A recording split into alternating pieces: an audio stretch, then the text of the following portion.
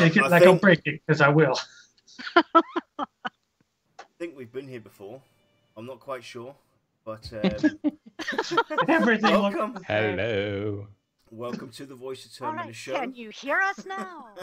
Can you hear us now? Yes, they can. How much of that did you hear, and how much do I have to pay you to erase it? Right, so, welcome to the Voice of Terminus show. I'm joined by Lex. Say hello, Lex. Good evening. Say hello, Josh. Hello. And in the background, say hello, Shy. Hello. Shy will be gathering your questions at the end of the show and your ideas and thoughts to what we talk about today. And we will discuss that towards the end. Today's topic is the Wizard. Continuing on our discussion from last week, Archetype and Subclasses, Theorycraft.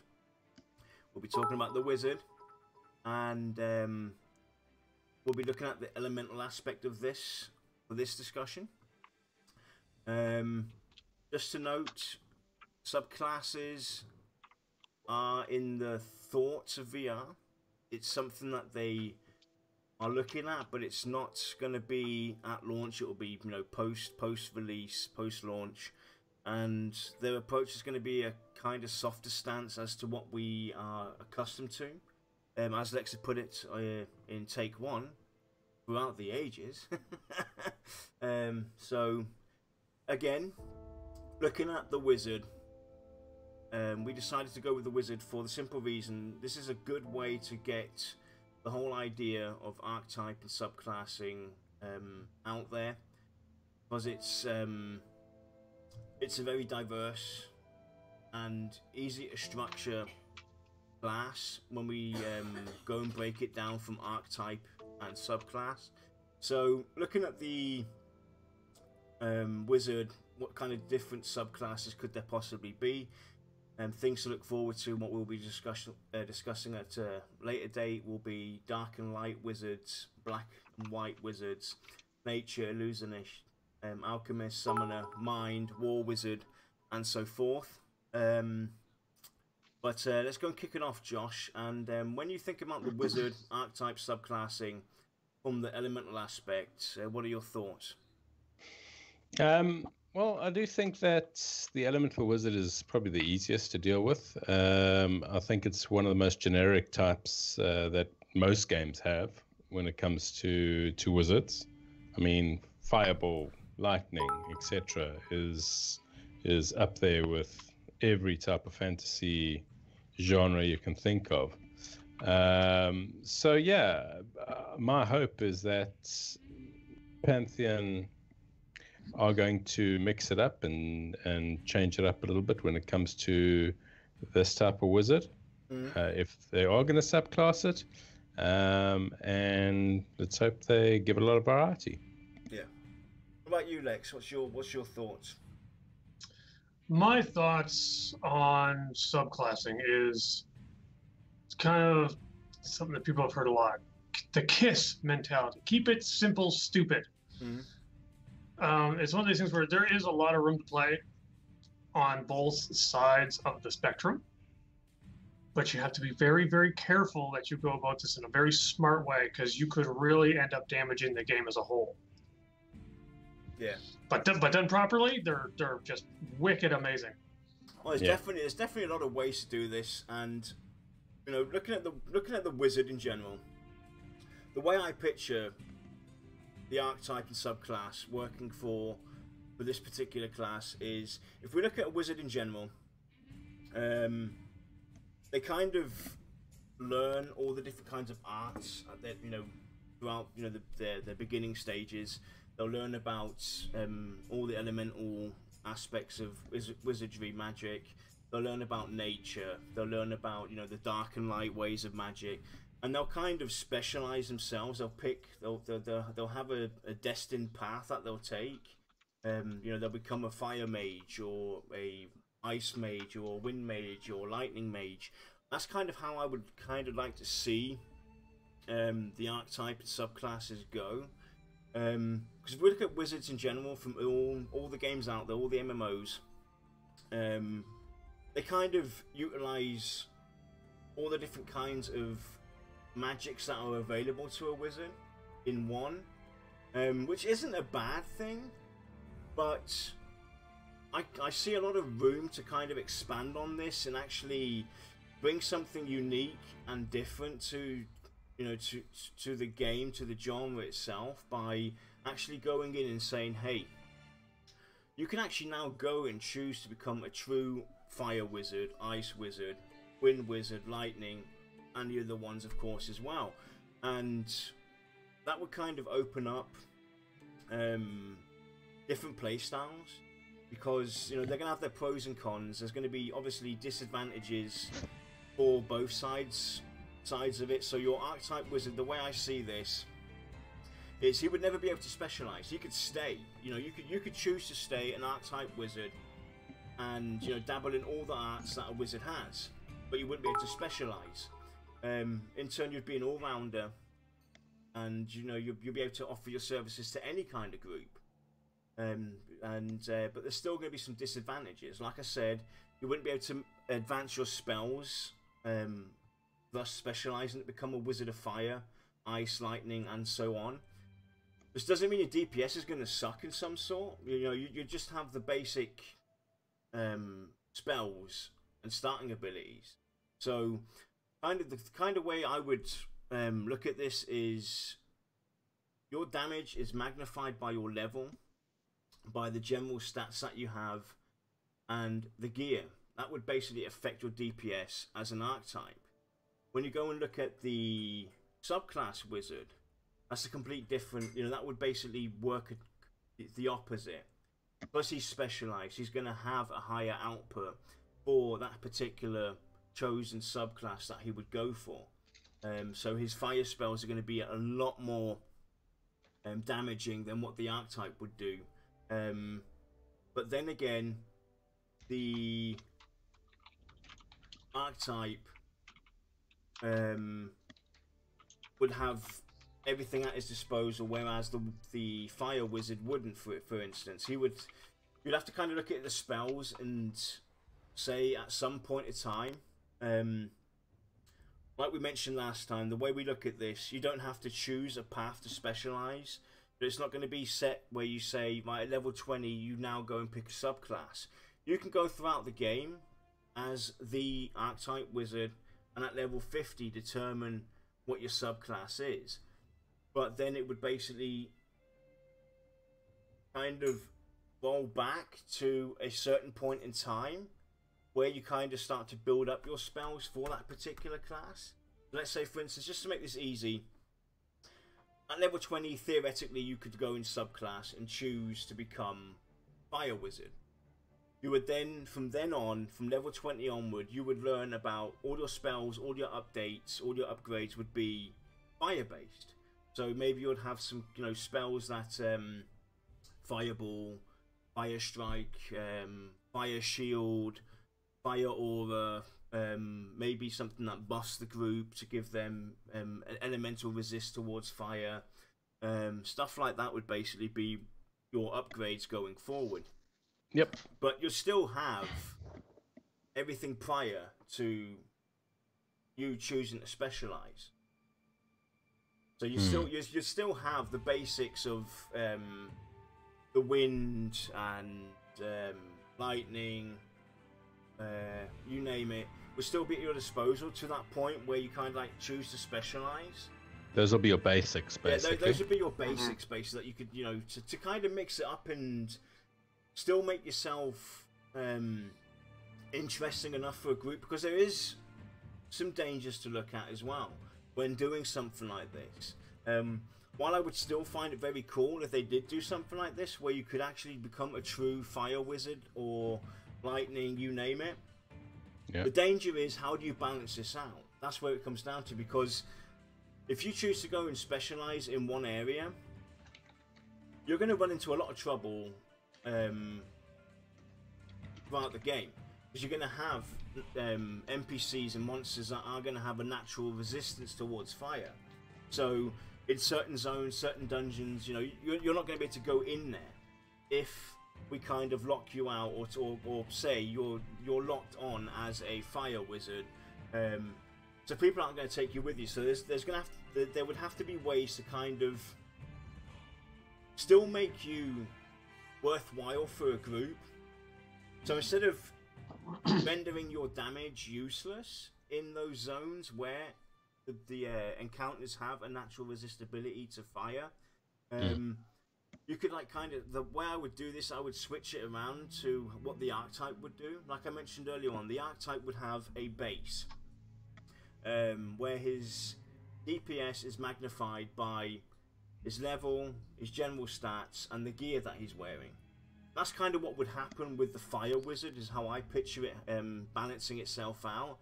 In areas where there's a fire resist, or, you know, a natural resistance to fire, this is how his spells would be affected in that particular zone, dungeon, and so forth. To still have him be useful to the group. Because that's what it comes down to. We want these classes still to be useful and effective within the groups.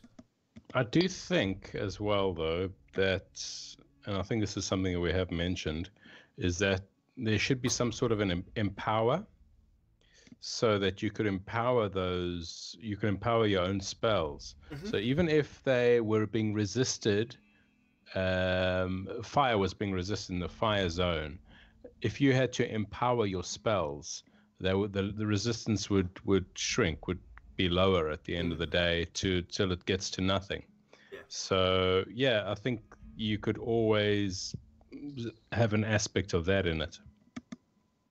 But what about what do you think, Lex? I think people are going to hate me.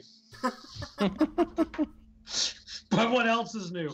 I don't know. I have played a wizard, but only sparingly in a lot of games, because to be quite honest, I find them boring.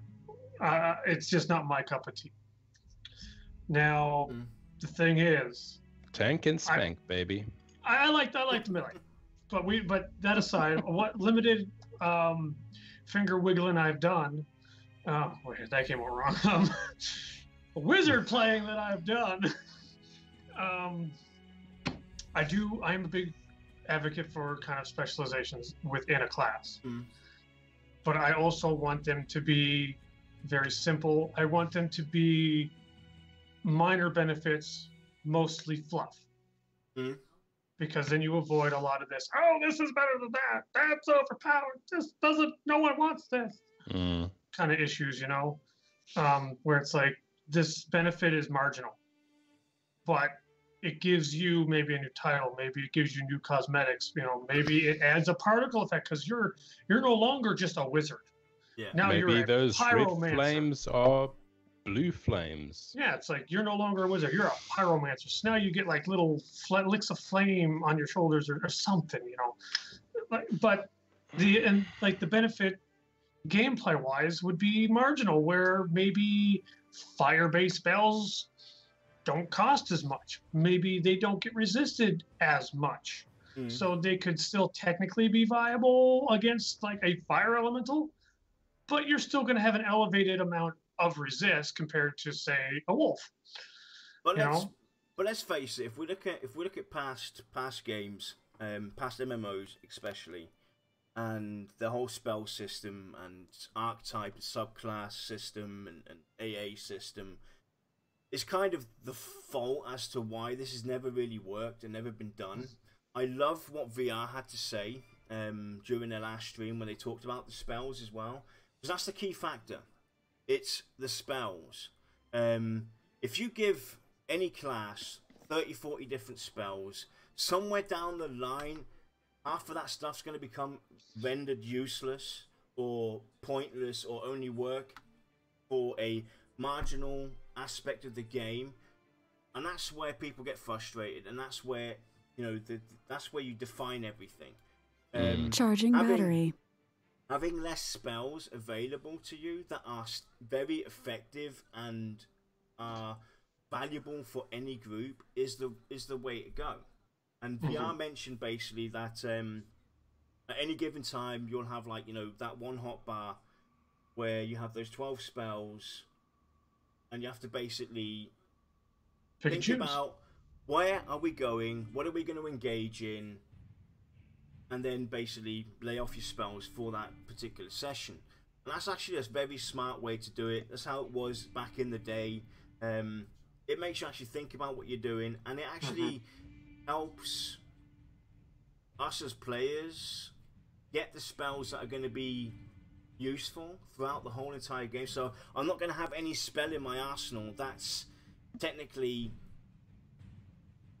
a 1% out of, you know, all the people playing that particular wizard are going to use that one spell. Yeah. You see, the one thing about the game, obviously we all know that this is going to be built for veterans and people that have been around in the industry for a long time. So charging battery. Us being quite experienced in the MMO Charge genre, complete. it's going to be kind of like old hats, seeing the same old stuff being brought up again and again and again. This is where I think VR need to really try and define what they want to do with it and how they want to structure the powering of the wizard going forward. And it's not just, you know, the wizard, it goes for every class. Every class. And you know, you brought up some really cool points, which I want to quickly bring up now. The function of the subclass. This is also another way to subclass. It doesn't necessarily have to be taking a certain archetype and putting him into different areas of that class. You can even go and define his role, how he plays himself. And Josh brought up some really cool ideas on this.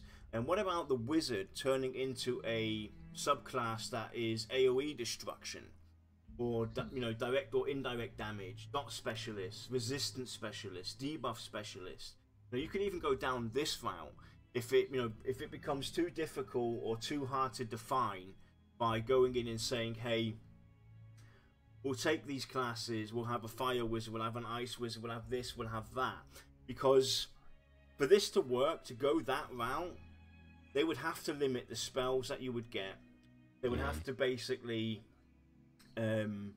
spend a lot of time in developing and balancing out these classes and thinking of ways to still have each class kind of unique, because this is what we're trying to do. We're trying to bring this uniqueness to these classes. You know, that's what it's all about. We've heard it thousands of times in every single MMO that's ever been released. They talk about your class is unique. You are different to the next guy that's playing the same class as you. No, you're not, because we have a flavor of the month. Yeah, you have a defined path of points to spend. You know, you have to choose you're predetermined, so there is no uniqueness. And to bring the unique aspect to this would be giving the player free realm of where he puts his points going forward. So if you stay an archetype, you could basically put your points wherever you want in all those spells to upgrade, and, you know, mix match and put some in utility, put some in ice, put some there. And the same goes for the fire wizard. You know, the subclass himself. Put your points wherever you want. The limitation I would put on a system like this is the points that you get, that you could spend. That's how you limit that. You don't limit it on giving them predetermined trees to go down. You limit them on points that they can earn and put into the spells that they want to put in. So if I want to go, as a prime example, and put all my points in one basket and just take that fire AoE nuke and put 50 points in there, then I've put 50 points in there. And obviously, per point times whatever value it's going to be, ups the damage, the DPS that I do. So I might have a damage output for that one spell that is, you know, beyond good and evil, and everything else is moderate. But that's how I want to play my class. You know, it gives people, it makes people unique, because each fire wizard is going to be different. Each archetype wizard is going to be different, because the points they're spending might not be the same as what Lex is doing, or what Josh is doing, or what I am doing. So we're all going to be uniquely different. But it comes down to, again, like I said, limiting the spells at your disposal So if you do decide to specialize, you might only get throughout your career, let's say the game goes to max level 50, and you would determine around 20-ish that you want to go and specialize. So you've got 30 levels. You could maybe put in there 15 spells. 15 spells that are going to determine your play style going forward. That's how I would kind of do this to kind of balance this out. I would also like there to be some exploration and adventure into getting your spells, ultimately. I think some could be bought from your trainer, so to speak, but maybe some of the more unique spells in your subclass can be found in maybe a specialist fire area where you've got this crazy fire wizard or fire hermit that can teach you a thing or two, or a fire elemental demigod that's sitting up on the hill where you could take him down or something like that. So there definitely has to be some sort of a way to get spells that can differentiate you from the rest of them. That would be really cool, definitely. Lex, you keep on nodding your head. You have something to say? Yes, I do. Instead of doing maybe different spells, you could use a specialization as a chance to introduce different mechanics. I'm going to pull from Warhammer Online here, where as a wizard, say you're fire specialized, you build up a meter that's a percentage thing, 0 to 100. The higher it goes, the higher your crit rate goes, or the higher your damage output goes. But there's a chance that you can catch some feedback from your spell because you're kind of overpowering yourself and just going crazy. Fire represents recklessness in a lot of cases, so that would fit perfectly. The only thing that I'd like to really press home to VR if they watch this is that if they do ever venture into the realm of specializations, and please by all means consider it. It's something that's really good to branch out and expand, especially horizontally for a class.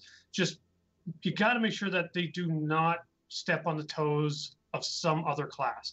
For example, a wizard that specializes in dots. While it sounds like a great idea, if we go by the old EverQuest standards, you would get, into the realm of the necromancer, the shaman, the druid, and people might get a little frustrated with that. Rightly so, right? Well, but I don't understand why, though. Honestly, if we look at D&D and we look at the fantasy world, why wouldn't a wizard be able to be a dot specialist, or why wouldn't a white wizard be able to meddle in the arts of healing? He doesn't necessarily have to be a healer, but how a white wizard, for instance, would work. I'm sorry for kind of taking us out of the elemental approach, but we look at a white wizard. The way I see a white wizard dabbling in the arts of healing is he wouldn't heal. He would put auras around you. He would put, a bubble around you. He would put up a shield wall or something like that, which would basically, block off the damage. That's how I see a white wizard basically working in the healing aspect, or prevent death. He puts a shield on you. Yeah, even sticking with the subclass. I mean, a dot wizard in the elemental subclass could easily have some sort of a fire ticking on a mob type of thing, and it's burning him every second.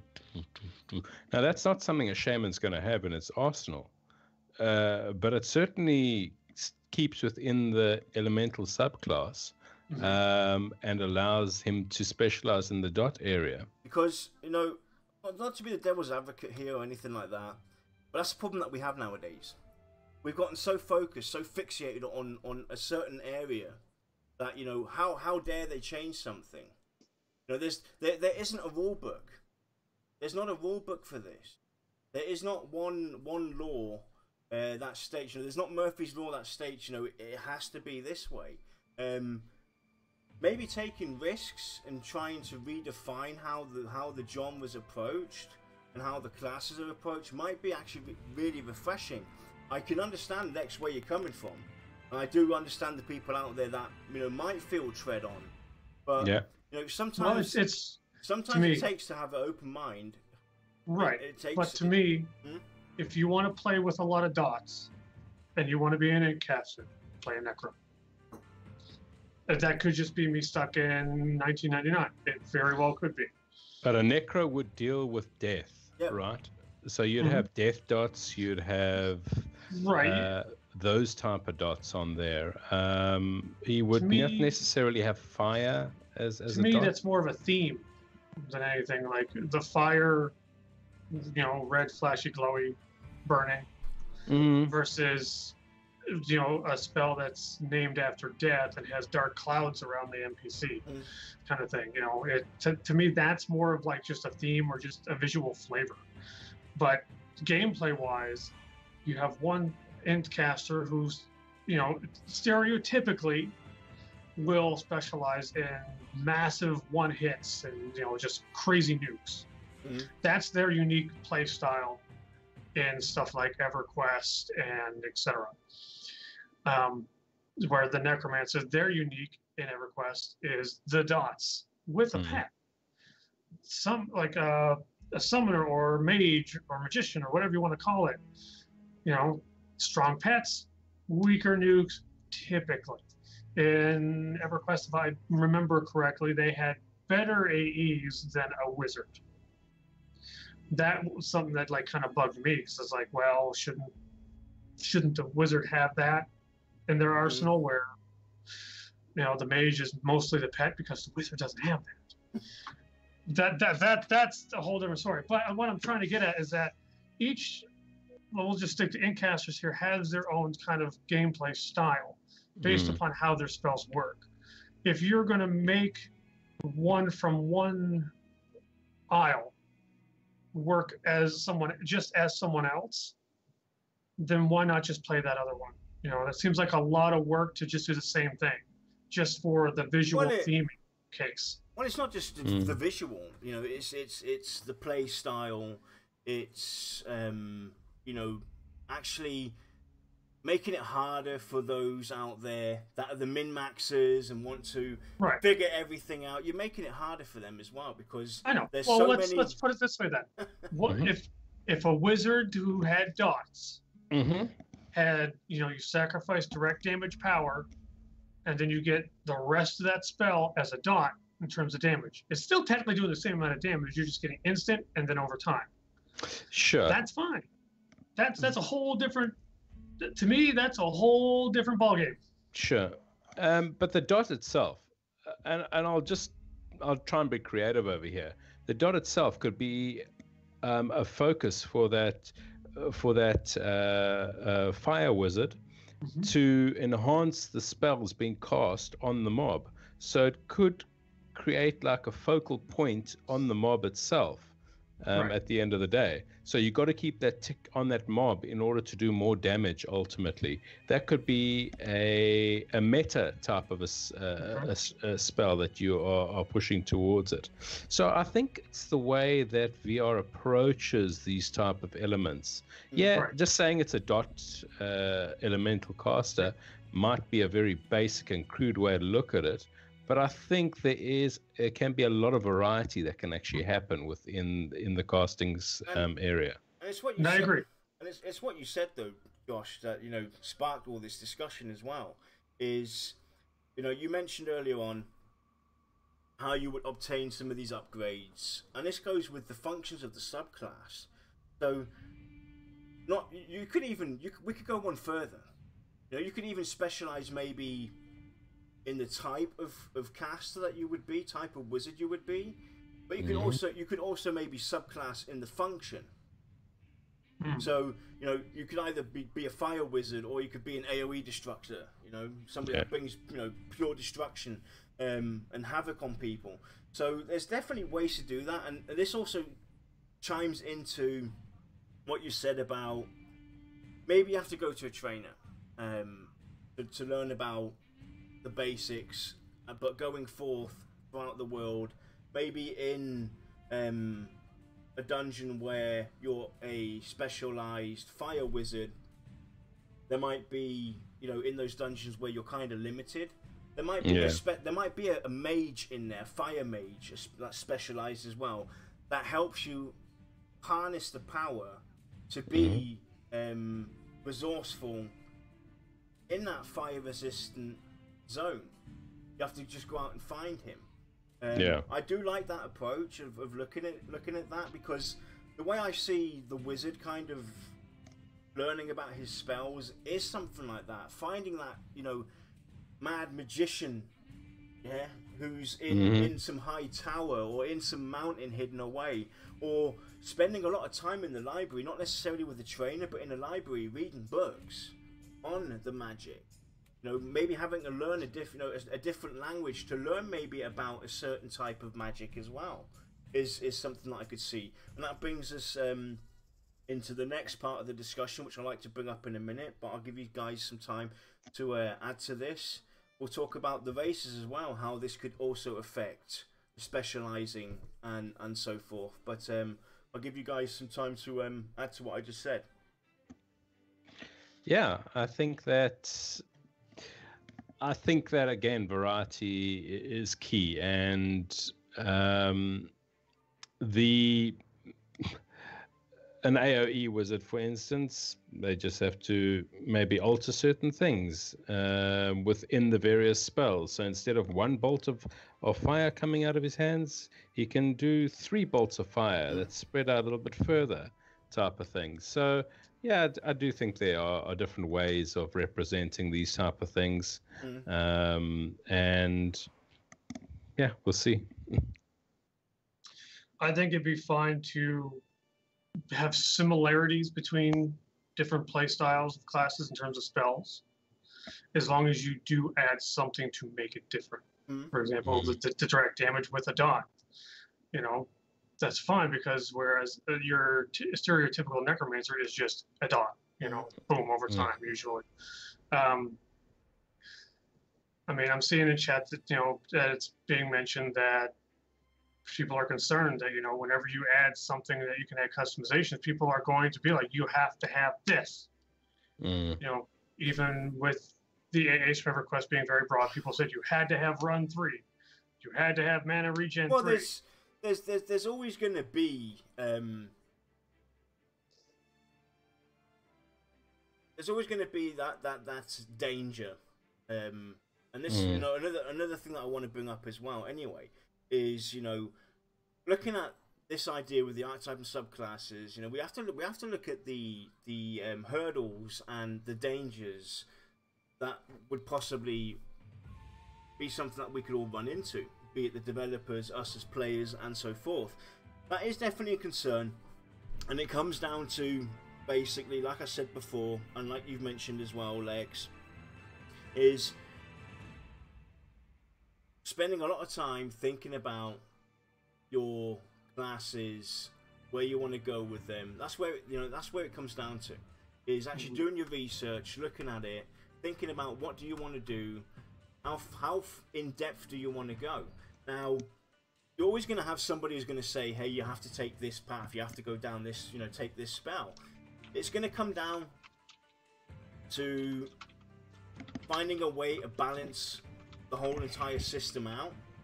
Yeah. With each specialization, with each subclass that you have out there, and obviously with the archetype, because again, not everyone's going to be able to subclass, or not everyone's going to be able to do an archetype. Not everyone's going to be able to have these, you know, the functions of the subclass, like, you know, maybe the healers. They might not have something that has AoE destruction or anything like that, so they might not be able to dabble in those ways. And there's definitely a lot of work that goes into this process, but I can't. Yeah, I mean, it's not just slap some abilities on there. But I can't slap see some bonfires and go. But I can't see the danger of running into, you know, you have to take this spell and that spell before that's even figured out. If there is a perfect lineup for the fire wizard, or the ice wizard, or whatever you want to call it, before that's even found out, because of the way we would approach this, by letting you basically spend a certain amount of points and you have maybe 12, 15 spells at your disposal, the possibilities of that, you're 10 years down the road, you figured it out. Right. Many years down the road. It is not part of the original release plan. Yeah, I just think that if they are clever about it, they can neutralize various limitations to the elements down the road. So you have various items that can neutralize those resistances against that magic type, and therefore allow all wizards to be inclusive within a group and people not so picky as to what they need to take into this scenario, what they need to take into that scenario. And also, let's also be aware that just like in EverQuest 2, each class brought a specific type of raid buff, ultimately, that helped the group in the long run. Well, that should not be sniffed at either when they're taking them and saying, you can't bring this guy, you can't bring that. Everybody should be able to add something to the... And that's just it, Josh. You know, you hit it on the spot with you know, being able to take everybody with you. This also eliminates the LFG looking for group for 2 hours. You're looking for that one caster or that one healer that's not wearing leather or plate armor, because you've already got a leather and plate armor with you, or you've already got a wizard in your group. I can now take 2 fire wizards with me, because Josh's fire wizard is going to play different than Lex's fire wizard, because of the way they skilled each other. You know, they might have mine's going to be better. You know, they might have similarities with the spells. Had to inject a little humor. But the choices that those two have made are going to be different. So why not? I've seen it time and time again, especially in games where there were limitations like this, like in EverQuest 2, where, you know, you had a leather healer, you wouldn't take another leather healer with you, because they kind of, you know, collide with each other. There was no wiggle room. Yeah. So with giving the people variance with their spells and abilities where they're still useful, or their function within a group, eliminates these problems that developers would have later on down the road, and us as players that would, you know, frustrate us later on when you're trying to find a group, get a group together. You eliminate these issues because you're giving the freedom to the player to determine how they want to play their class, and making them still uniquely different but worthwhile to the group, and limiting spells as well that you have. Instead of having, like, you know, 50 spells, the time you reach level 50, you've got like 50, 60 spells in your arsenal and all this good stuff. If you eliminate that and kind of just focus on a few spells like that would be special and unique. And this brings us into another discussion that will basically chime in at the end of the archetype and subclass, is you know, the spell specializations, stances and stuff like that. But to quickly touch on that as well, what I kind of picture, because we want to try and limit spells as well, is give each class, for each tier, 1 or 2 spells that kind of define him. And, you know, it doesn't matter if you're level 50, that level 10 spell that you got, as an example, because it's one of your main focuses or main spells, basically, it's still going to be valuable at level 50. You're still going to use it. We've seen this time and time again in a lot of MMOs, where you'll get a special spell at level 10 or level 15 or level 20, but when you reach max level, it becomes obsolete. Or an expansion comes out, it becomes obsolete. That shouldn't be the case. No. You know, your spell shouldn't become obsolete just because an expansion came out, or because you've reached max level. Then, you know, what's the point of having that spell then? Period. What I ask. I've always asked myself that question. Why have I got this spell when it's only going to be useful for the first 10 levels? Yeah, the first 10 levels. Just to kind of give me an indication, or give me something to do, or something to look at. What really defines a good game, or, you know, or what would really define the genre, is actually taking some thought on the classes and the development of the classes, because that's another thing, a balancing issue. And most of the time when developers mess around with their classes and, you know, change a bit here, change a bit there. The prime example is EverQuest 2. Yeah. We've seen the Guardian get nerfed and buffed and spanked and nerfed and buffed and spanked time and time again, where he became broken. The same happened with the Paladin. The same happened to the Shadow Knight. The same happened to and that's the thing, because they keep, when you change something on your classes, it affects the entire game. And that's another thing I always remember, is if you're going to mess around with something, it's going to have an impact on everything.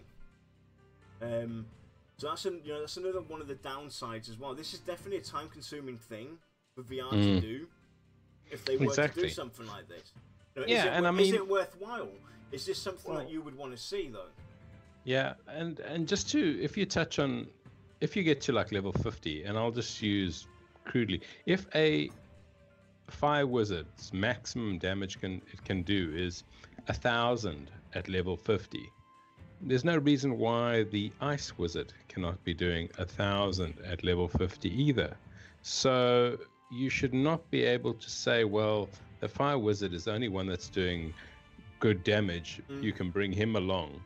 Obviously VR need to try and balance the subclasses out to make sure that not one class is just going to overpower the rest of those subclasses at the end of the day.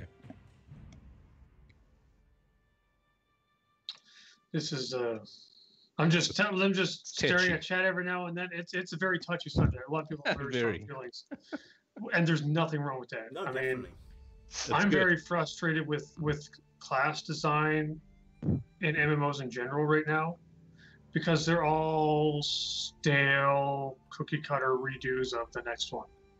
You know, I mean, I think, and rather than doing performance enhancements through specialization, which would promote meta and min-maxing and all that kind of, we'll just call that the hornet's nest.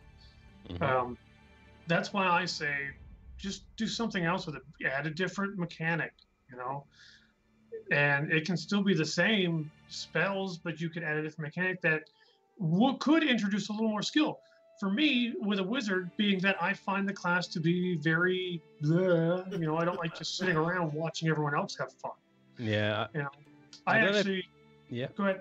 Now, I was just going to say, if anybody remembers Raistlin from the Dragonlance series. Yep. Raistlin Major, he craved power, but the more power he got, the more weak he got at the end of the day. He became very brittle, very fragile, whereas actual Cameron, I think is his brother, had to actually carry him around at the end of the day because he was so weak to do things. So maybe there's a double edge to the amount of power that you get. For the more power you get, the weaker physically you may become ultimately, and only through great legendary items can you maybe balance that out. That's an idea too. Maybe you have to sacrifice like defensive skills to increase your casting skills or whatever. You know, that's a totally different idea, one I've never seen before. Yeah. You know, how would it work? I don't know. Yeah. It's definitely. But I'd be certainly willing to give it a shot. You know, the thing is, just to clarify for chat, because you mentioned it already. There's very strong feelings towards this. We're just trying to explore ideas here. You know, spitballing thoughts on how to revolutionize, freshen up the whole approach. The industry is so stale. We're just trying to stir the pot. Yeah. Just get the ideas flowing again. We're not necessarily saying we want this stuff in Pantheon. Would we like something different than your typical ABCD? Yeah, well, I think everybody wants somebody different. Everybody out there is looking at Pantheon because you're craving something a little different, familiar but different. Yeah. And that's exactly what Pantheon has been giving us so far. And we're just trying to, throw out ideas there, because maybe something you guys in chat say, or we mention, might spark an idea for developers out there that bring something refreshing to the genre. Because let's face it, for the last 20 odd years, it's been the same old, and you can't tell me that that's all we've got. Everything else advances and gets redefined and modernized, and we're stuck with the same archetype and subclass system. There has to be more out there, possibilities that can be done. But I'm cautiously optimistic though that VR can bring something new to the party, because they did it with the previous game after EverQuest. Vanguard, yeah, with the, what was it, Blood Wizards or something like that? They had Blood Mages. They had a lot of really interesting classes. Yeah. Definitely. So, anyway, let's go move on to the races as well. And, you know, if maybe you could even limit certain subclasses available to certain races only, or certain possibilities of what type of subclass you could take. It doesn't have, because, like we said, Vorlex's approach, maybe not, you know, based on spells or based on a type of caster, but you know, the fluff aspect of it. Maybe certain races only have access to certain fluff approaches of the subclass as well. So maybe the Darkmere can only take on the darker side of things. The Archetype, you know, would be brilliant for elemental things, stuff like that. Yeah. See, I mean, I like the idea that my Darkmere wizard would obviously have some sort of benefit to water, but maybe not to earth. You actually get a little bit of penalty. I like the idea, or that they just can't use it. I like the idea because it means that there's a give and take in this world, which is what makes it immersive, you know, the fact that there is a give and take. But I can hear the thousands of voices already screaming in my head and crying about it, because no one likes the whole take it away. That whenever it's take this away, people cry, scream, stomp their feet, whatever. Unless you give us a very good reason for it, and you give us benefits in something else that make up for it. I think that there's no reason why you can't have certain races being attuned to a specific subclass, where they might have some affinity to, for instance, elemental magic, and therefore they might get a quicker boost to be able to develop the powers within that subclass itself. But it kind of, you know, it's kind of, though, against what, you know, what Lex said is basically kind of against what VR are trying to do. They're trying to bring back the challenge. They're trying to bring back, not everybody's the hero of this adventure. You know, suck it up. You can't be everything. You can't do everything. There's nothing wrong with having limitations. Hey, guess what? The humans can be every single class out there, where the ogre can't be. Boo-hoo. Suck it up. That's how it is. Sorry to be the bearer of bad news, but get over it. You can't do everything. We want a challenging game. We want to bring back the core aspect of socializing, relying on other people in your group, relying on other classes to help you achieve your goals, and relying on other groups to help you achieve the raids that you want to do. There's nothing wrong with giving us limitations, taking away from us. I know it's hard, but you know, that's how life is. There's you know, everybody has a path in life. Everybody has a certain job, has learned a certain craft, a certain trade. I can't code for the love of God. I'm trying to, but I can't do it. I would love to, but I can't. Boo-hoo. That's how it is. And that's how it should be in the games. Yeah, so you are level 1 when it comes to coding. Lex is level 50 when it comes to coding. Yep. Limitations is actually what defines a human at the end of the day, and should be what defines the races and classes itself within the game as well. Not every class can do everything. So you limit that down. It makes those classes interesting, and it makes everybody want to group with different people in order to get benefits out of it. Yep. That's how it should be, and that's what as I'm reading over here on the side, it's basically what EQ did that made it so special. Not everybody could do certain things. Definitely. Yeah. See, I'm not saying have everyone do everything, because I'm the first person I'd be like, I'll shut that down. No. What I'm saying is, like, if you're going to make things obviously skewed to one side, and you're going to take something away from the opposing side, like, well, I'll just take D&D for example. If you were a necromancer, you couldn't do illusion, right? But you got necromancy. Arguably the best kind of spells there ever were, but you gained and you lost, so it equaled out. When you start telling people, and I'm just saying psychologically, when you start telling people you take this away, you take this way, you take this way, and you're not showing them any kind of benefit, you run into problems, major problems. Well, we seem to have, when they released the class and race reveal, there was a bit of uproar at first, but everybody kind of got used to it. So, people, and that's going to be a big part of it too. And people would get used to that as well. It's all about basically, if you do something like that, explain why you've done it.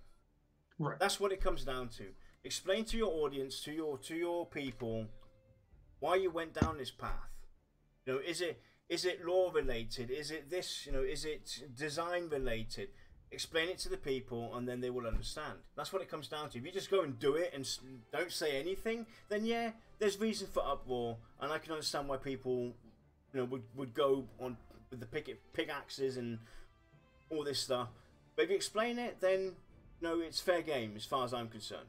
It comes down to basically reasoning with the people, letting them know why you're doing this. There's a reason behind it. This is why we went and said that you can't have this. You can't do that, and that's the way it is. It's about explaining it basically to people. It has to make sense. They can't just go in there and, well, technically they could. It's their game if they wanted to, but then they run into the trouble of people not wanting to play it and stuff like that. But that's what it comes down to. If it makes sense and you explain it to the people, they'll understand. It's like with the classes in the race reveal. They explained it in detail on the forums, why certain races can only do certain classes, and people got used to it and started to understand, okay, that's the reason behind it, and Yep.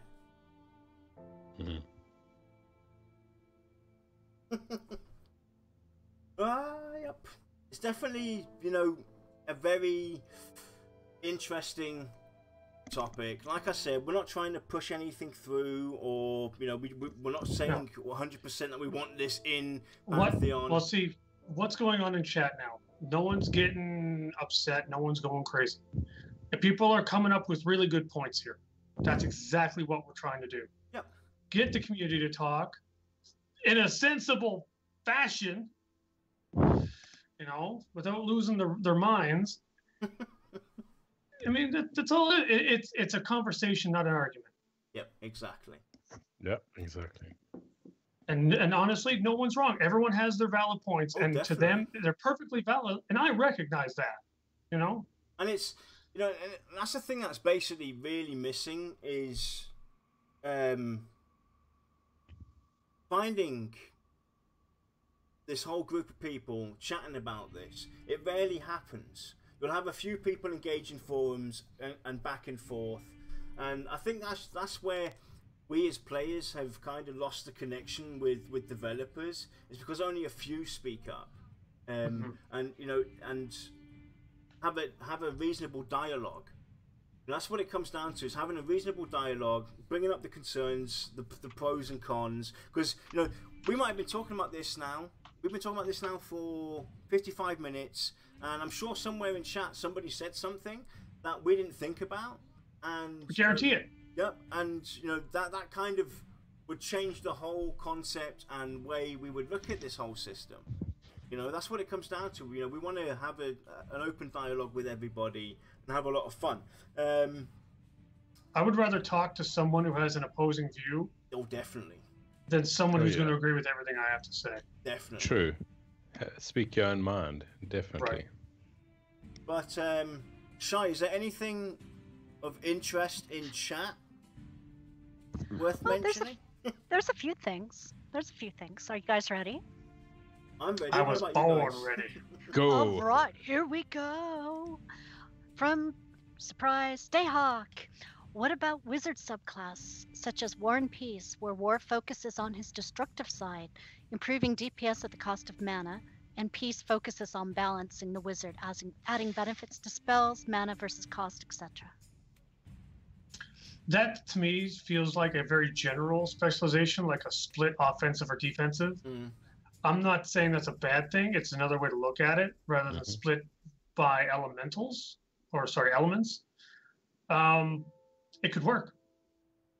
I wouldn't be able to start to say where or how, but I definitely could see that it has potential. Yeah. And the next question is from Arc Nightmare. And his idea is, what about wizards being able to learn words of power that can buff or empower their spells? Yeah.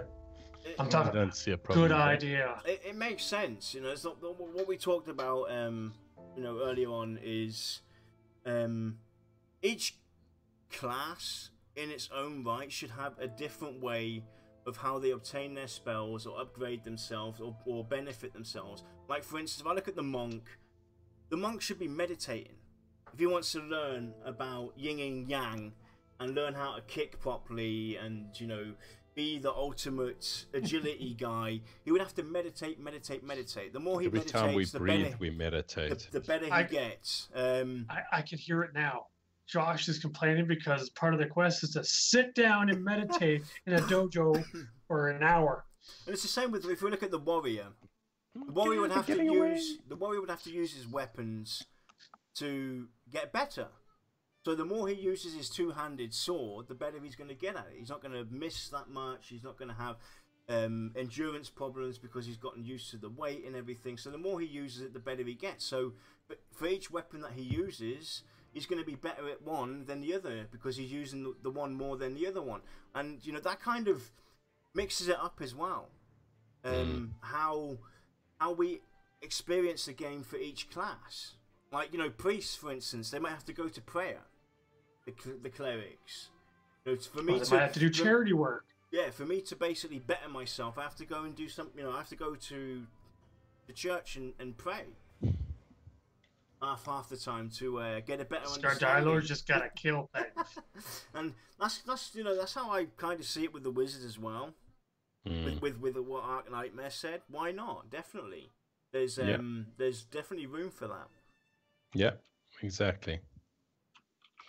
And then we have Glenn, who would like to ask, what do you think about AoE specialist wizards?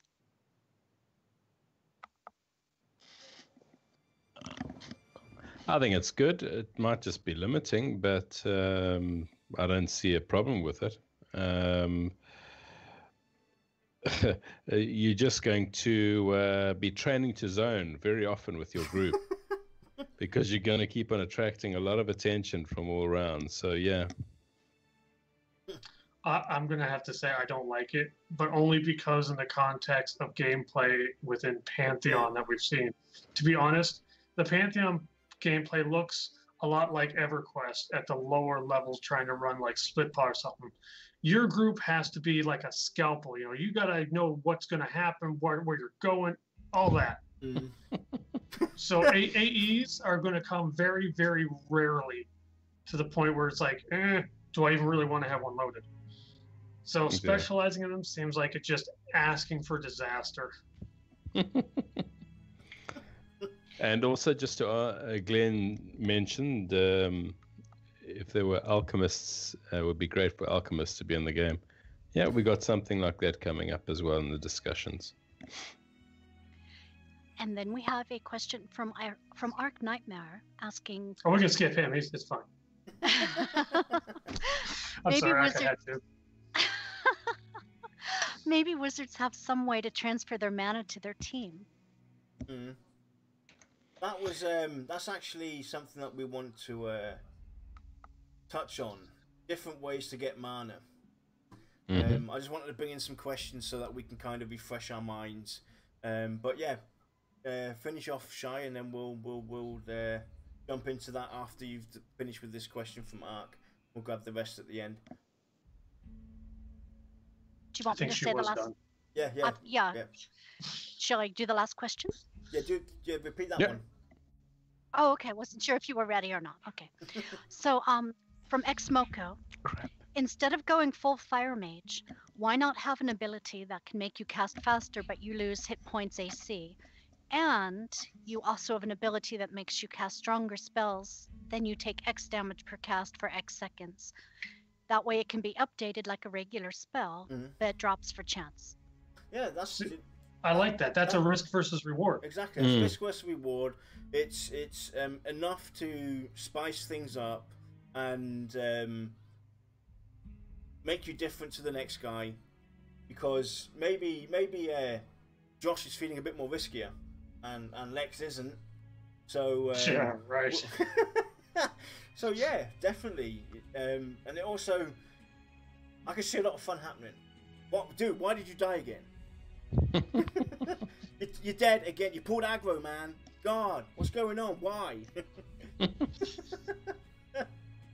And I'm sure I'm going to be hearing that a lot from you. All I can say is I crit. Yeah. Yeah, So, crit this. Let me go and touch on what Ark was talking about with the mana and everything, because Josh actually different ways to get mana. He also looked at basically some of these subclasses and their types of ability, and that could also be different way. You know, that could be ways to you would basically get mana through that, or utilize mana, give it, spread out throughout the group, depending on what you are. So sitting will increase mana regen, but this could be sped up by being exposed to your specialist class. Elemental caster, exposure to specific elements, i.e. cooking fire, whipping winds, etc., can boost the regen of the elemental caster. Black Dark Death caster, increase in mana regen, being close to death and death type structures, i.e. graveyard. White Light Life caster, increase in mana regen when a healer in the group casts spells. There's definitely a very cool concept. I really like this idea of having different elements in the game, be it a different group member, be it yourself, be it the world itself, be it the weather, be it a encounter, affecting how you might get an additional bonus or deficit for the mana regen. It adds danger to the game, and makes it very interesting, because you never know when you might need that 1%, and it's not coming fast enough, and all of a sudden, boom, it happens because you've got that certain class with you, or that certain subclass, or something happened in the world at that particular point in time. I definitely really dig that idea. Yeah, I think that if we utilize the world and the elements, well, not the elements around the world, but the various world structures in place, that could definitely benefit each of the subclasses or type of wizard in the way they get their mana back. Because let's be honest, the way EverQuest used to deal with mana, it was quite slow sitting down while you're busy fighting, getting that mana back. So let's add ways to boost the mana regen, I reckon. Yeah. I've always felt that wizards in particular had not nearly as much group benefit as they did, compared to the damage they bring. And I understand that, they were like just nuke kind of guys. But like, for example, in EverQuest, both wizards and mages both had damage shields. Something hits you and it takes some damage. It always bugged me that a mage's was like 10 times more powerful than that piddly little one you got as a wizard. I'm like, why shouldn't he have that? Why shouldn't the wizard have a higher level version of a spell that gives the person he cast it on a fire proc? Yeah. They only get the one, and it gets resistible by the time you're level 50. Mm. You know, it's like, why don't you continue with that? Because that makes the wizard beneficial to others and not just for killing things. And yes, they have evac and stuff like that, but how many of them really used it right? I mean, the safety net is nice. Don't get me wrong, but even if you're adding just this little tiny amount of utility to another player, that player is going to feel like it's very beneficial to have that wizard in the group because they're enhancing you. So now you've got a more positive outlook on the wizards.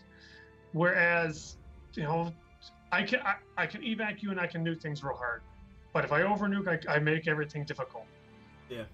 It's like, well, that was always the concern that a wizard had. You know, harnessing those great powers did cost a lot of energy. Yeah.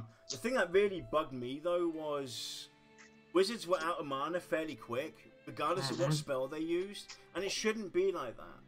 Right. Their smaller spells shouldn't cost as much as those high DPS AoE nukes or whatever, because they would have learned to be able to control the powers and, you know, be able to burst out small DPS spells, you know, little dots and all this lot with ease, right, without having the effect of it costing a lot of mana. And that's how I would love to see it be done in an MMO.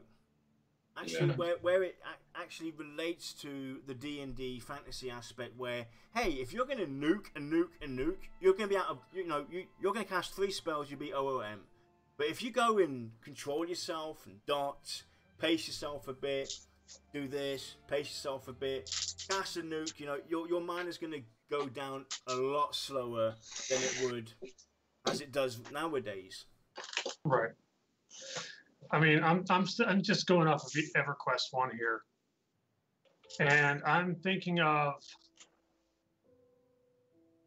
3 classes in that entire game that have mana that can't buff anyone else.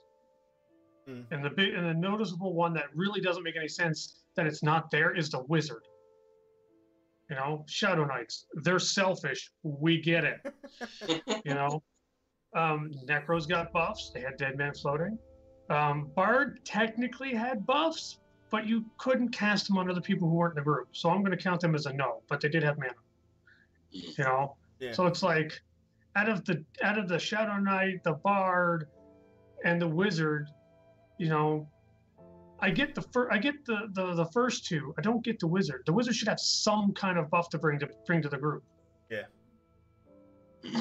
It makes sense. It does make sense. Now, if anybody's going to save your ass, it would be the wizard. Yeah. You know, he'll fiddle with his hands. Poof.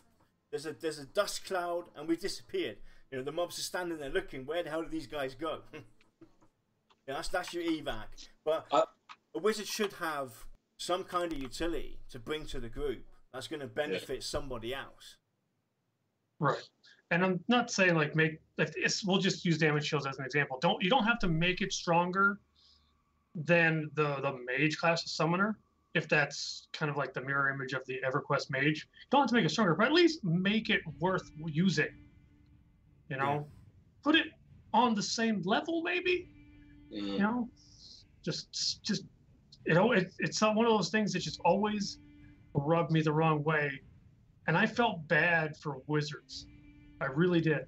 So let's go move along real quick, and let's say we did have a system in play where we would have subclasses where you would choose an elemental path. What kind of spells would you guys expect to see? Who wants to start with that one? Go ahead, Josh. Yeah. you can pick, dude. Yeah. Let's have a look. If we have a look at a wizard that specializes in wind, for example, you can have things like tornado. You can have wind wall, for instance. You can have a spell that maybe automatically deflects ranged weapons being shot at you, the type of thing. So the deflection is automatic from behind, type of thing. So it could be like sort of protection, elemental protection magic. I'll just use that as a starting point. Yeah. Yeah, I mean, I could see a short duration like anti-magic bubble around the group, kind of like how they're talking about the clerics, like a little shield that they can do. It doesn't necessarily have to completely negate any spells that are coming towards the group, but it can certainly lower them or weaken them. So I've got to ask you guys though, quickly, Featherfall as well. To kind of sidetrack real quick, but I want to ask this question though. When it comes to the subclass, and let's say there was a system in play where they had something like this, where you had your elemental wizards, this, that, and the other. Do you think each one should have the same amount of abilities, spells, or functions as the next guy, or do you think some of them should be limited? You know, maybe some of them don't have that many possibilities to pick a function. I think it should be limited. I think it should be different. I mean, for instance, a wind wizard might have non-combative spells that help the group more so than a fire wizard who has direct damage type spells at the end of the day. A ice wizard could have spells that hold the enemy in place and prevent the enemy from reaching the group at some point. So I can really see there can be quite a good mix as to on the elemental side as to how mobs are dealt with, I think. I certainly don't think each should be created equal, but each one should have a clearly defined benefit. I don't know if that was the right phrasing. It could be a little wrong, but for instance, you know, they don't one way doesn't necessarily have to be damage and CC, you know. Well, the other one can only be damage. You know, at least give a little bit of options, a little bit of flexibility, but it doesn't have to be like, you know, well, this person over here is designed to be flexible. It's like, okay, I get it. You can do a little bit of everything. I get it, because you're designed to be that way. Whereas this person is like, it doesn't. The reason why I'm asking this is because I personally would find it hard to kind of come up with the same of the same for each class. Especially when it comes to, let's say, you know, they really wanted to define these subclasses and give them really unique spells that are beneficial, that, you know, work for any kind of group, and, you know, bring something to the table. I can see some of these. I would have a hard time when it comes to the Wind Wizard, thinking of spells to give him, or no, that'd be easy. You know, easy knockback, stuns, interrupts, silences. I mean, just one of those. The Wind Wizard to me sounds like it'd be something where if you were in PvP and you were fighting one, you would want to claw your eyes out. You know, it's just not necessarily powerful, but one that just harasses the living daylights out of everybody. You know? Yeah. So, I just had a thought hit my mind. Yeah, we have those moments during the show. I had an idea. Oh God, no, I have a headache. I cast clarity on you. We're actually scripted for this show. We're kind of going through the document that we have laid out. We're not going in order, but it is kind of scripted. But I had a thought. If we did have archetyping and subclassing, and like we discussed in the previous show in this one, could you see something along the lines of ability combos, like for instance having, you know, we have a fire wizard and we have an ice wizard with us, and because we have both of them in the group, they might have some kind of spell where it only works if one or the other's there, kind of thing, like similar to what we are already doing with the mana crystals. You know, you have a white crystal, and then you can kind of activate this. It sounds like you're talking about not necessarily ability, well, not necessarily like class synergy, but it's a mixture half and half of ability and class.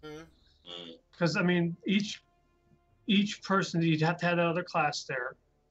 They would have to use a spell, probably. I mean, God, there was a game where you actually had to coordinate with other people.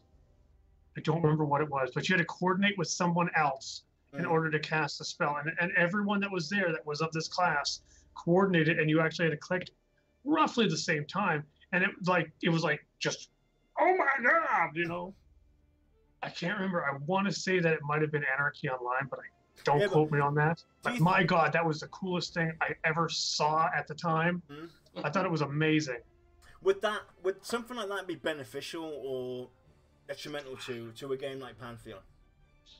A little both, I think. Yeah, a little bit of both. I think it becomes a bit gimmicky. That's my feeling for it.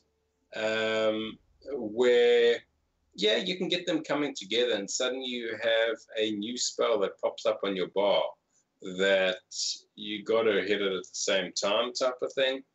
But then other classes might be saying, well, hey, why can we not get something like that? And then you're going to start creating a whole lot of rubbish. I think. Well, that's the thing, though. You know, not everybody's going to get everything. I'm sorry. No. But then everybody will then choose these ones in order to empower their stuff.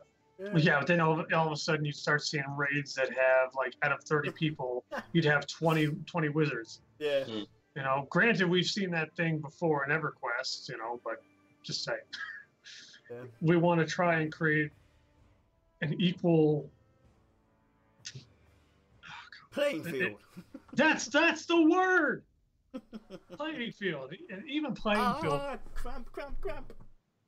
See, that's what happens when you get in my head. Yeah. So anyway, spells. I mean, the way I would love to see it happen is, for me personally, if we did have subclassing, the way we talked about it throughout the show, well, I could pick a certain class and become like a fire wizard or anything like that. I would love to see stuff, you know, obviously fireball, fire blaze, a flaming shield, something where I actually have maybe utility spells that actually buff the group based on the element of fire. Something that basically wards off fire. So maybe you encounter NPCs that are of fire and they're casting fire spells on you, and you kind of like have a damage reflect. Exactly, or resist. Or resist. That's where I see, you know, this redefining the genre kind of thing, where you actually come up with really unique ideas for spells, rather than just limiting it on DPS. Right. You look at the utility aspect of things. Yeah. That's where I see a lot of benefits going for these kind of things. That's what I would love to see happen. Is because it's going to be harder for some of these subclasses to give them some reasonable spells that make sense, that would work and benefit the group and benefit them. And for others, it's going to be a lot easier. And that's where I see, you know, a lot of the utility coming.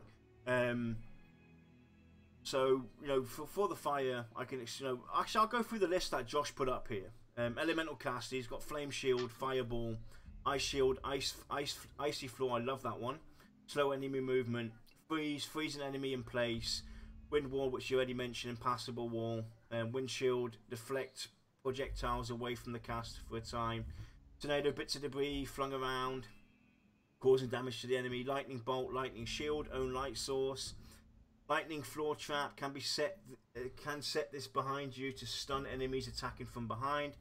Chaos storm combines lightning, fire, wind, and ice. And this is why I brought this up with the class combo. A storm to whip up around the enemy, doing damage of all types. I actually like that spell. That's actually pretty cool. That's a pretty cool spell for an elemental wizard to have. It's like, you know, I'm gonna cast Chaos Storm, and I do not know what's going to happen. Oh God, I think it was D&D. They had like wild magic.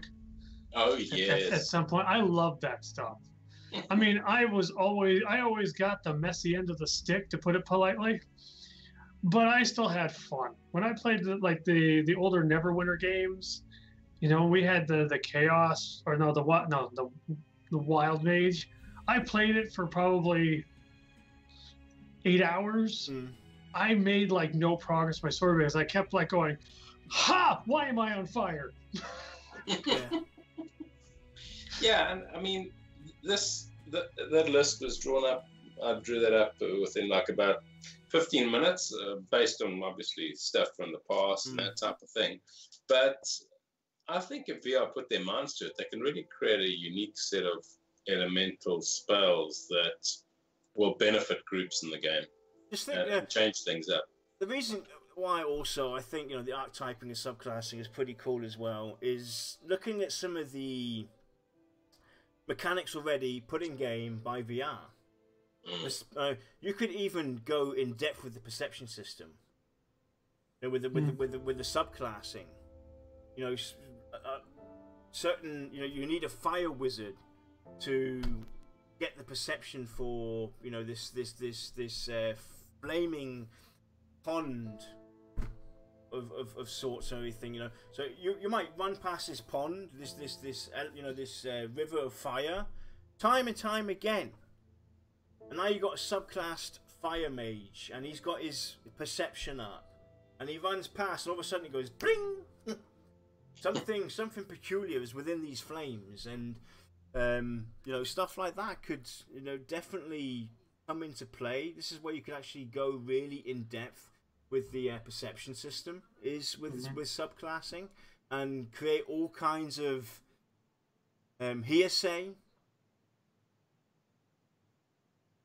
Yeah, exactly.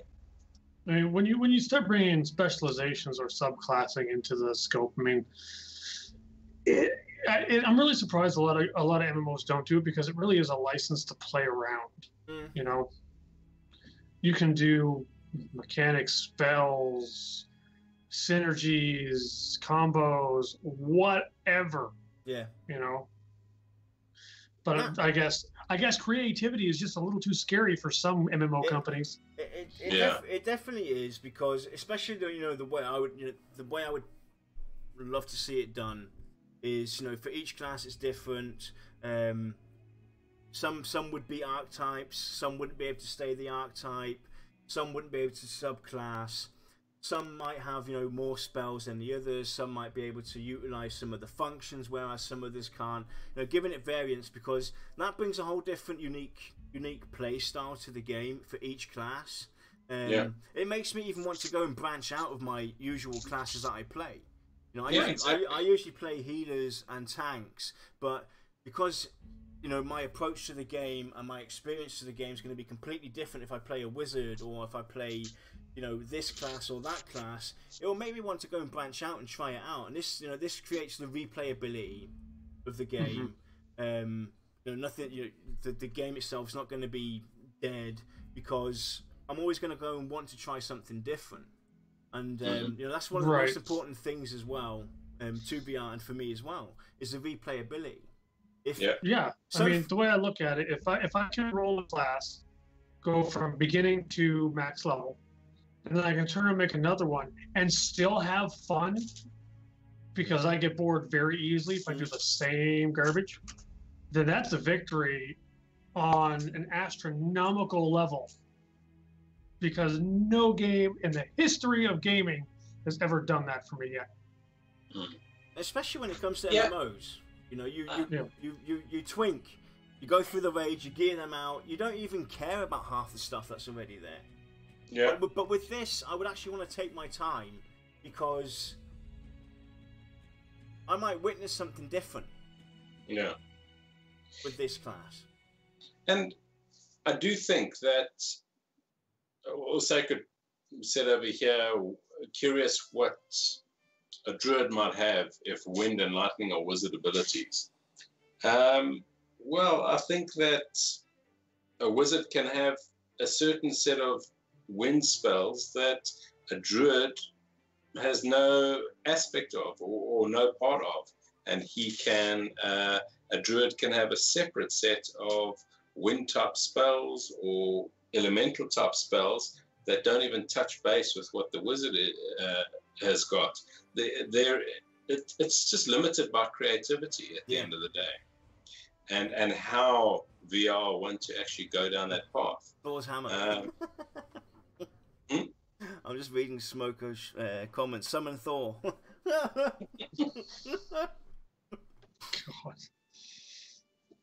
Yeah. So I think there is that worry, but you know what?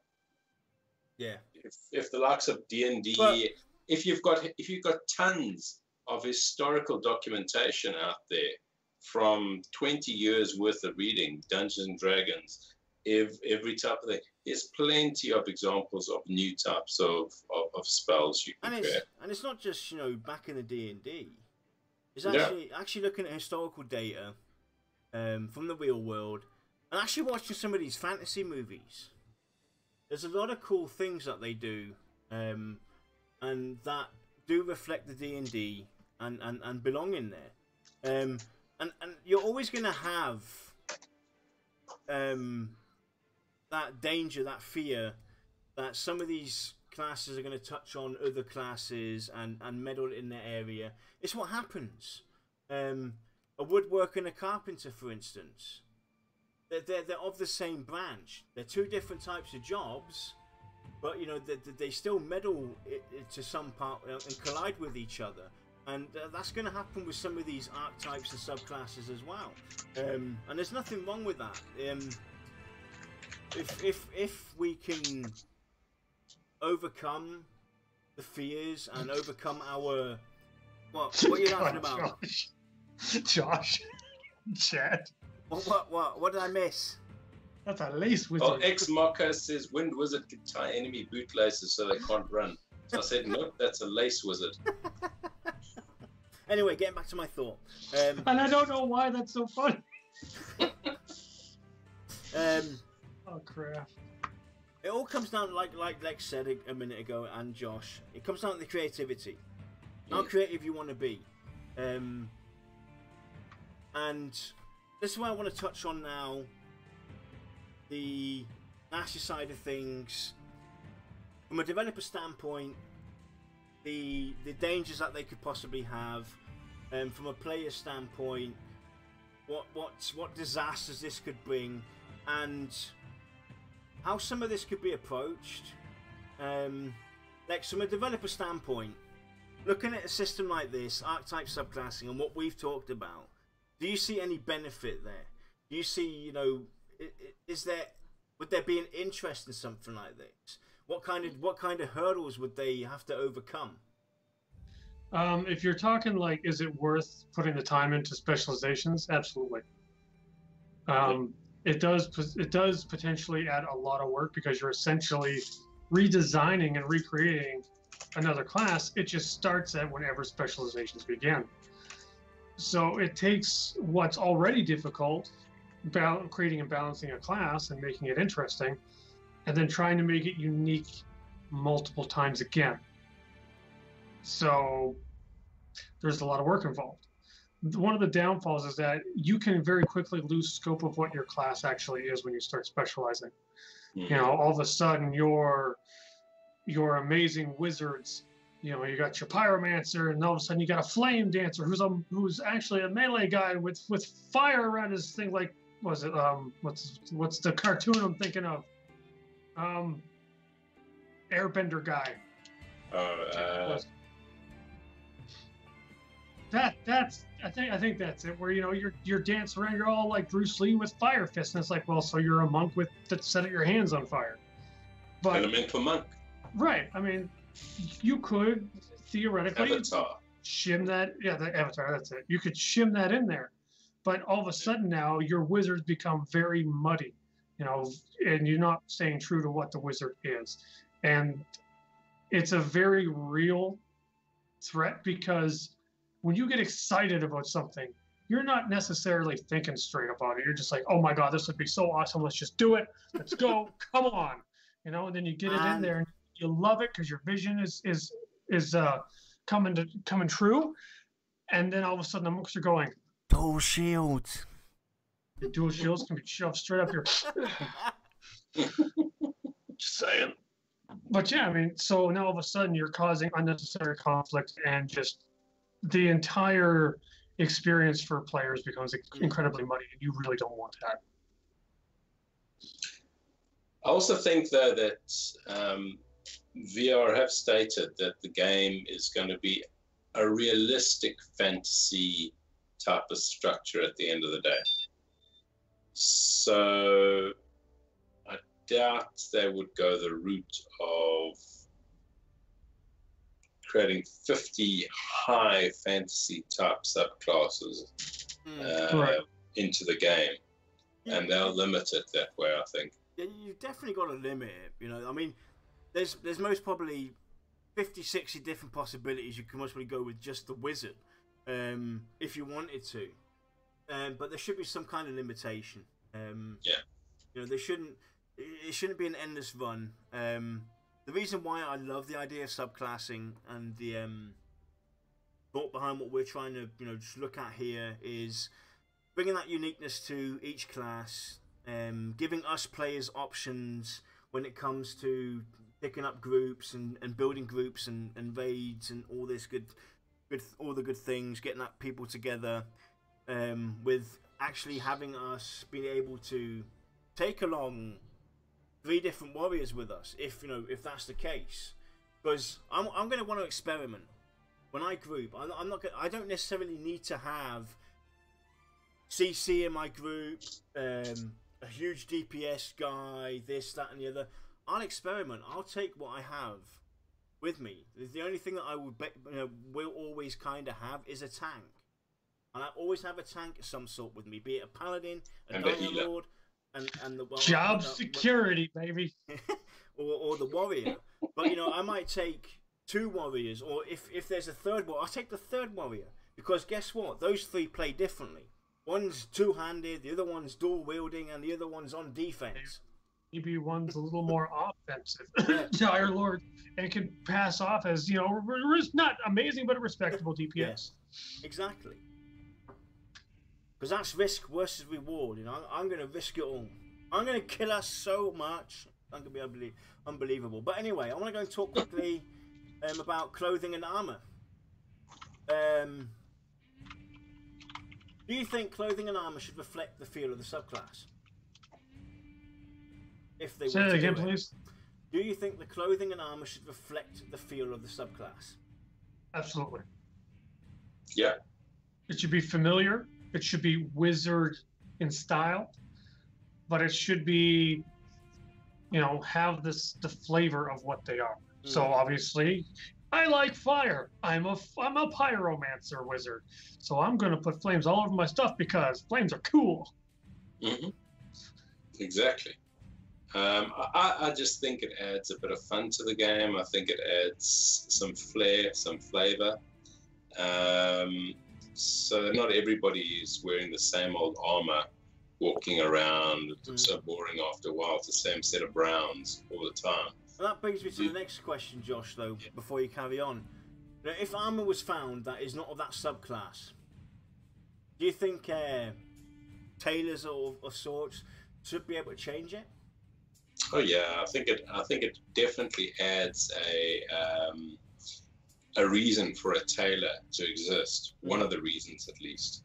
I think that that should be part of their skill set. That the higher skill they have, the more easily they can change this armor that they found to whatever you'd like it to be. Yeah. Cool. So what kind of things would you like to see, though? You know, what would you like to see that kind of defines the armor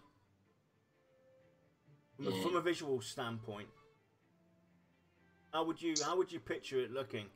What things would you be able to change, or would you expect to see that kind of highlight you? I can see Josh is deep in thought. I'll take this one. See, because what I would like, I'm just gonna take as your typical flowing robe for a wizard. If you're a fire wizard, then obviously I'd like to see bright colors. You could do flame embroidery. You could do runes that are stitched in there, but they're kind of shimmering like they're embers or something like that. If you were a wind one, then obviously you could have like a flowy kind of script instead of runes across the robes. They could be blues and whites, very soft, very light.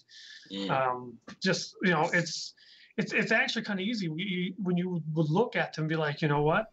I bet this guy is a whatever. Yeah. You know, it's like, yeah. But I want to make something really clear here is that we're not saying that we want something like your typical garbage Korean MMOs where it's like everybody who's a warrior looks the same at level 10. Yeah, exactly. Oh, no.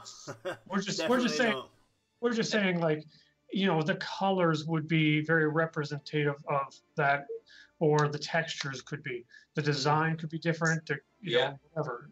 And that is actually quite key for a my God, my OCD is just going crazy, but nevertheless, I will stop looking at that. Looking at what? I missed something? My blind thingy that pulls down is all scrunched up into a little ball, so I've got to untangle it, but I can't look at it now.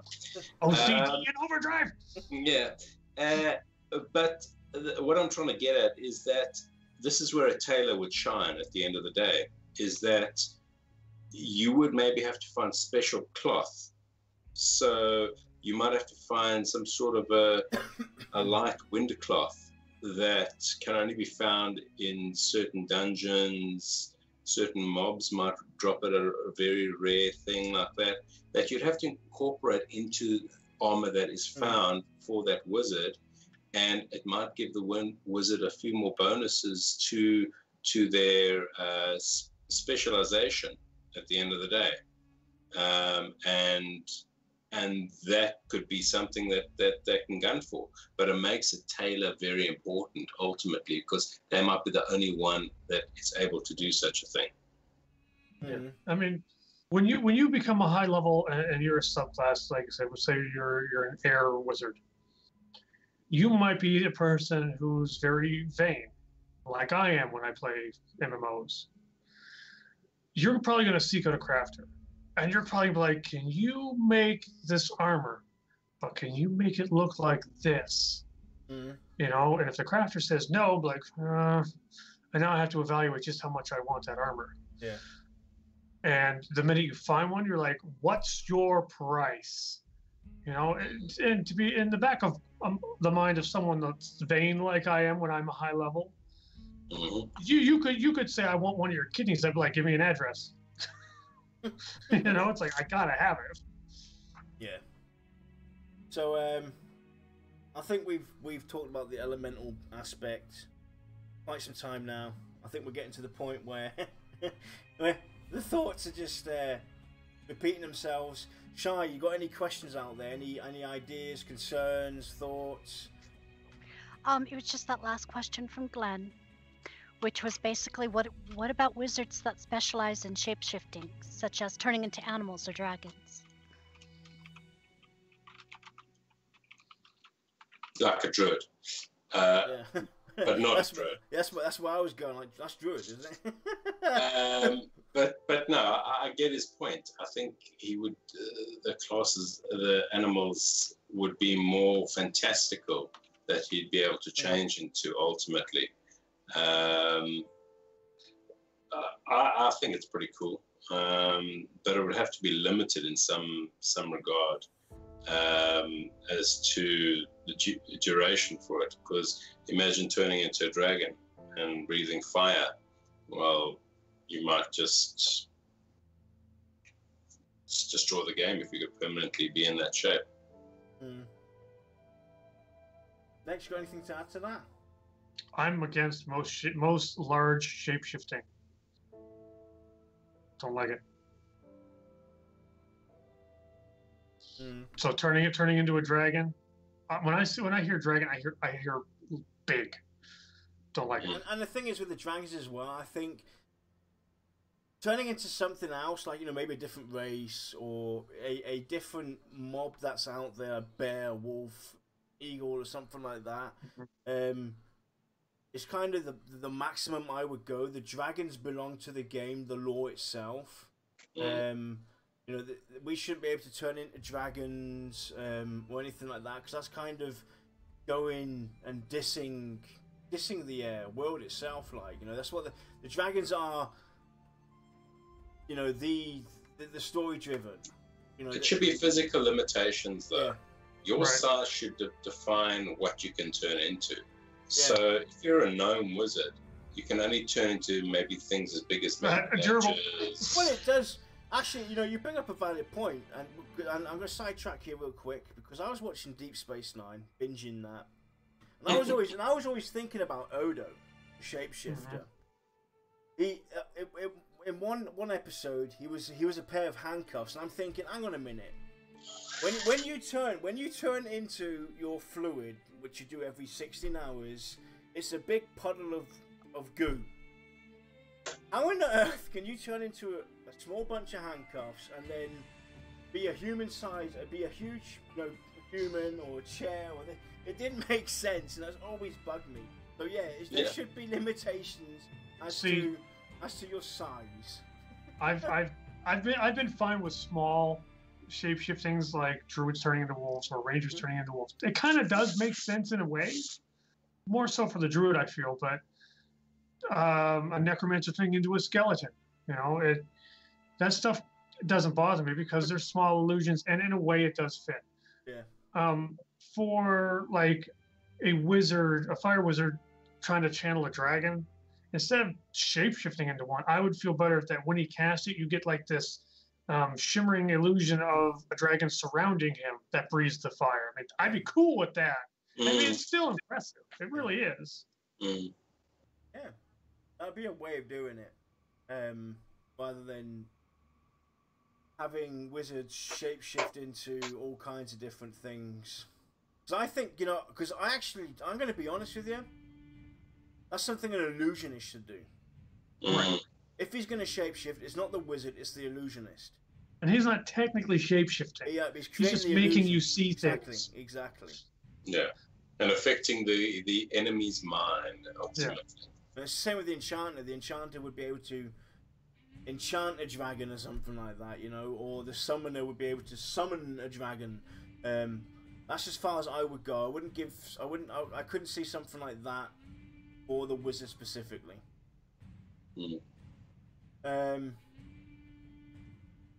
Next. Yeah. Next. So I think we'll call it for this show, because we want to. Well, we did have one more question in chat that popped up while we were ranting. Oh, okay. Froggy. Are you talking about the one from Sacred? Yes. Alrighty. Curveball. Don't sound so enthusiastic. Just like, God damn it. Well, I thought we were done. Curveball. What if subclass was based off of gear more than skill points? Perhaps a wind set provides wind bonuses needed to make wind abilities effective, and to switch to fire gear to make them effective. Meaning no skill points into anything, it's simply gear, spells, and abilities needed to be collected to make things effective or optimal. That kind of limits you very much, because you're going to have to rely on having that gear to use a certain set of spells at your disposal. And then it becomes RNG, basically. Yeah, it's get anywhere in the game. I can see where he's coming from with the thought. Definitely, you know, a cool idea, but it's very limiting when it comes to how you're going to play your class, especially if, let's say for instance, if you didn't have subclasses, as an example, right? We don't have subclassing, and we go with the idea, looking at the wizard, let's say for instance now the wizard at level 30 has 15 different spells, and they're split into groups of 4, whatever, or 5. So 5 of those spells he won't be able to utilize, or 10, because he doesn't have that set of gear. Kind of rendering him hard to play. See, I like the idea and I don't like it. Mm. I like it because if you do something like EverQuest did, where the equipment doesn't necessarily make anything more effective, it could provide you with buffs, like passive buffs that could potentially do that, and like EverQuest focus effects, or it could just be a stat modifier like on skills, so that you fizzle less or that you maybe crit a little more. But I don't like it because that means I'm going to be a hoarder of the gear of the absolute worst magnitude known to man. And plus, because when I play my class, I try to be the best that I can, not for myself, but for the group that relies on me. So as a tank, for instance, that means I'm going to have 1,000 different breastplates in the bank. And the thing is as well, this kind of touches into why some of these MMOs destroyed themselves, because it all became about the gear. In EverQuest 2, it was all about the gear for the Furies, because with DPS gear they could do more DPS, rendering their actual role useless. They weren't about the healer anymore. They were about DPS. And that's kind of what would happen if you do something like that. That's the fear that I personally have, is that a certain aspect of gear is going to be favoured over everything else, and you're going to kind of slip away from your primary role. Yeah. I personally feel that if you are going to have gear have any influence, it should have a partial influence on your class. So it might enhance certain spells, but certainly not overpower them ultimately at the end of the day. So it might better your class, but it's certainly not going to be, I've got to have that breastplate, otherwise I'm not going to be able to raid, I'm not going to be able to do X, I'm not going to be able to do Y. Type of thing.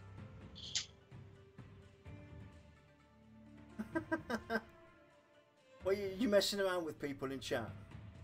Maybe. Yeah, so I definitely see where he's coming from, and maybe giving it some further thought, looking at it in a bit more detail on how something like that could work. Maybe there's a possibility to. I'm not dismissing it completely, but at this current point in time, that's how I'm looking at it from my perspective. That it's kind of, because that's what really that's one of the main reasons why I hated EverQuest 2 towards the end. Because it became about all the DPS, and people would go out and just look for specific sets of gear to kind of dabble in the arts where they shouldn't be messing around in, and it just that's where I get really I could go on a rant right now, aggravated. I could go on a rant right now for that. No, but I can understand where you're coming from, Sacred, and I think there's definitely room for thought on that one. How gear could impact your classes with similar to what Lexa said with the fluff approach, giving you minor benefits or disadvantages to some point, kind of balancing it out. I can see it working that way maybe, but that'll be something that might be for a different discussion at some point. But yeah. So I think we're gonna call it for now. Yeah. And next week will be the Wizard Part 2, where we look at some of the other classes, and we're gonna rehash some of the talking points here, because this is definitely a hard one to understand and follow with, especially when it comes to archetyping and subclassing. One last question that I want to ask you guys. I don't know if I've asked this already in the last show or this one, but do you guys actually even like the idea of being able to stay your archetype? Because in most games, when it comes to the archetype and subclassing, you start off as, say, a druid, and then you pick a role at level 20, becoming either a warden or a fury, or level 40 or level 50 or whatever. And then that's it. You've subclassed. But would you actually like to see something along the lines where you can actually decide to stay that main class? Do you think that would have a benefit? Do you think that would provide a uniqueness to the game, or to any, to an MMO? Well, there's two sides to that story. Yeah. You know, if you force someone into making a decision without a lot of info, then absolutely not, because you can't expect them to live with an uninformed decision, especially in a game where they're there to have fun.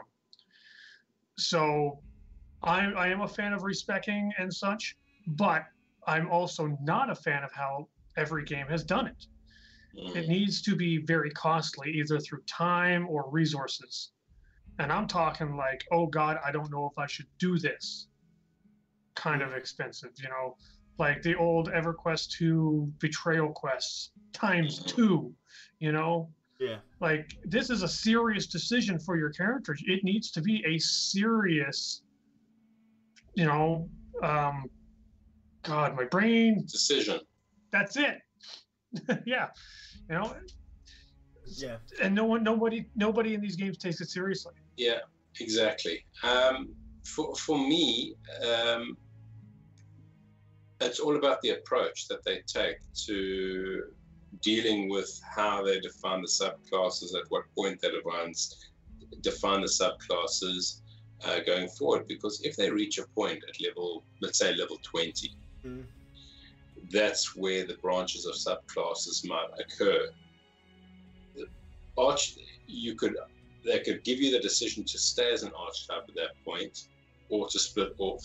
If you stay as that archetype, then there's a defined path set out by VR to say, well, the archetype is going to have all of these various elemental spells, adding one or two type things that maybe you won't see in the subclasses, but that makes you that archetype mage unique to the subclasses and interesting to play ultimately, because it's got to be interesting. Another thing to quickly point out though about, because we're mentioning numbers, levels, and all this lot. This is just the easy way to explain it, because how I would love to see something like this happen. Archetyping and subclassing is choice. It comes down to choice. You can choose to either subclass, but you don't have to subclass at a given point of time. You can play the game as your wizard, for example, your basic wizard, all the way up to level 50. But along your journey, you might meet some of these specialized wizards that tell you and teach you about some of the arts that they have. So you get to mess around with some of the spells and whatnot from the fire wizard, from the lightning wizard, from the dark light wizard and whatnot. And then later on, when you get to that, you reach max level, you can still decide if you want to go and subclass or not. We're just throwing in these numbers to better explain it. And you can also, like Thingy said as well, you can stay the archetype. You don't have to define yourself. But again, what I would love to see here though is some classes that have the choice to archetype and some don't. Some of them might have to subclass. That's what the replayability is all about, because that makes it really interesting for me as a older player that's been around for a few generations, who's looking for something uniquely different, because I'm fed up with the same old copy and paste, rinse and repeat of these MMOs. I'm fed up with it. I'm past that age. That's something I might do in my teens, but now I'm a bit older, a bit wiser. I want to actually enjoy my game, and I would still have to vote for allowing respec or respecializations, but the cost has to make you stop and think about it. Yeah. You can't just be like, oh, this will take me a half hour, or hey, I'll just make this money back in 20 minutes. Yeah. Or I'm just going to go into this dungeon. Let me just click a button. Okay, there I'm respect, run in, type of thing. No. Right. I mean, they could even hit me with a buff for the next week in real time. I'm hit with a debuff that kind of sucks. It's not like hindering my play, but it just sucks to have. Exactly. And they should also limit you as well. If you do have the choice to go back to your archetype class and then redefine yourself, there should be a time sink in it as well. It shouldn't be something you can't do it on the fly. Exactly. You go, boom, God, no. You're blocked. Because you're basically your memory's getting wiped. So you need to adapt first and get used to your surroundings and all this lot. You should have a limit to how long you'll have a break between redefining your class. So I think that for me would be a reasonable penalty. If I was a fire mage and then I went and respec myself, I can't choose a different subclass for 2-3 days or whatever. Would be a reasonable penalty for me, because we're talking about a challenging game, bringing back the challenge, and being risk versus the risk versus reward pays out. So the more risk you take, the better the reward's going to be. So it should be the same with the choices that we take. If we can respec, it should be penalizing. It should hurt me. It should make me, because it's the same with when I go and choose to subclass. Giving you the option to actually learn about these different classes and what they do and what they're about, and giving you the choice to either to pick when to subclass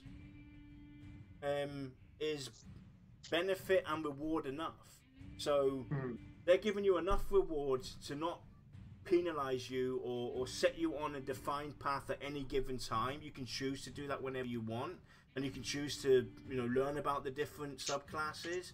So the penalty, if you do decide to say, hey, I don't want to play this subclass anymore, I want to go and respec everything, you should be penalized and it should hurt. Yeah. So anyway, it's time to wrap this up. I'm sick of you guys. Yep, definitely. We'll be back next week. We'll have hopefully Arc Nightmare with us to give us some alternative insights. Anybody else in chat want to join this discussion next week? We'll be talking about the wizard again. We'll be looking at some of the other possible subclass possibilities. We'll also most probably look at some of the thoughts we brought forward for this show, new ideas, maybe a short and quick, to the point revamp of what we discussed. And yeah, we hope to see you all next Friday. Thanks for joining us. We know this isn't an easy topic. We're just trying to bring out ideas, ways to bring something new and unique to the genre, and hopefully make our gaming experience all the more fun. So with that, we'll see you all on Friday. Bye-bye. Cheers, guys. Take care.